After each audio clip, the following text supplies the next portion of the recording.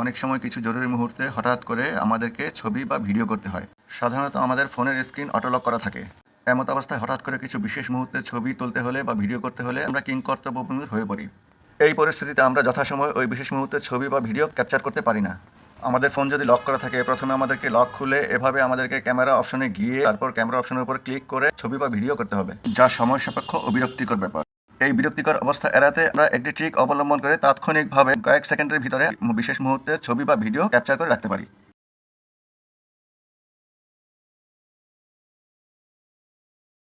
প্রথমে আমরা swipe down করে সেটিং অপশনে ক্লিক করব।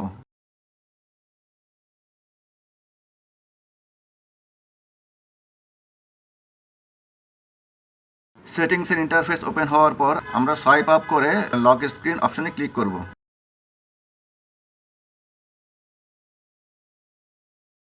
নতুন ইন্টারফেস ওপেন হবার পর ফোনের স্ক্রিন উপরের দিকে টেনে লঞ্চ ক্যামেরা অপশনের রেডিও বাটনটি অ্যাক্টিভ করে দিব।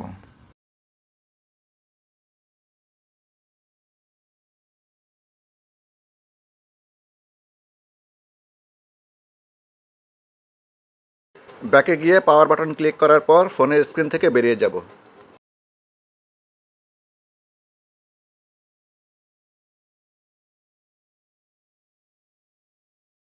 এবার আমরা যদি পাওয়ার বাটন ক্লিক করি তাহলে আমাদের সামনে আনলকড ইন্টারফেস ওপেন হবে। এই অবস্থায় যদি কোনো বিশেষ মুহূর্ত চলে আসে তাহলে আমরা ক্যামেরা অপশনে ক্লিক করে কোনো ছবি বা ভিডিও তুলতে সমর্থ হব না।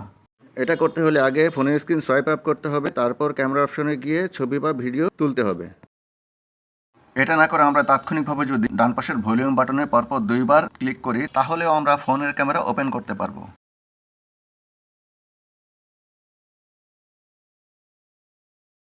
এই ট্রিককে অবলম্বন করে কোনো ঝামেলা ছাড়াই আমরা ছবি বা ভিডিও ক্যাপচার করতে পারি। এখন আমরা ভিডিও অপশন চালু করে ভিডিও করব।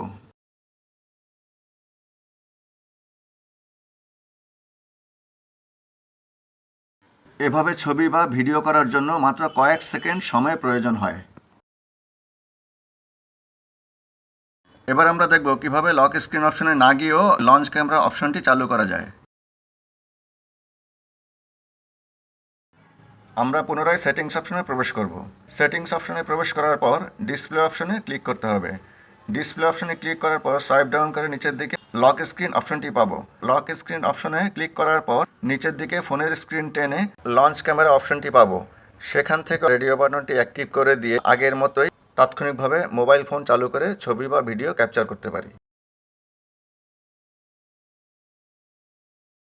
এতক্ষণ ধৈর্য সহকারে ভিডিওটি দেখার জন্য ধন্যবাদ।